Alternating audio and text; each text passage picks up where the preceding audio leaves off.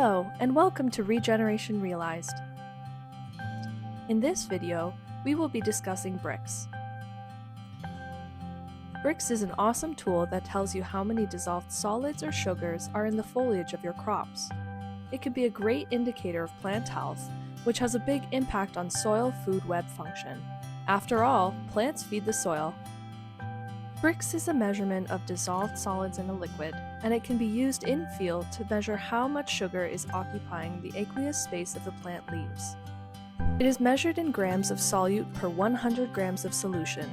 So 1 degree Brix equals 1 gram of sugar per 100 grams of solution. Sugar is a product of photosynthesis. So the more sugar is produced in a plant, the healthier and stronger the plant will be, because it can utilize this sugar for development, defenses, metabolism, and more. Using Brix to measure the sugar content in the crop's leaves allows you to take a peek into the plant's ability to photosynthesize and feed itself. The ecological process involved in Brix measurements is energy flow. Plants are the professionals when it comes to converting solar energy into chemical energy, which is crucial for the existence of pretty much all life on Earth. The plants use solar energy to generate sugars, and when other organisms like us eat the plants, we also profit off of the sugars and actually require them in order to live. When a plant is experiencing difficulty generating sugars, energy flow slows down, and this affects the entire system. Reduced sugar production can translate directly into reduced yields and a lower crop quality. It also means that there's less sugars to go into the exudates that feed soil biology and ultimately results in less organic matter and carbon being stored in the soil. In order to take Brix measurements, you're going to need a couple things. You're going to need a garlic crusher in order to get the sap out of the foliage. You're going to need your very own refractometer to read the Brix sampling, the Brix measurement. You're going to need a cloth in order to wipe off the refractometer lens of the sap, and then you're going to need some distilled water to calibrate the refractometer. When collecting your sample, make sure your hands are cleaned with water and soap so that you do not contaminate the sample.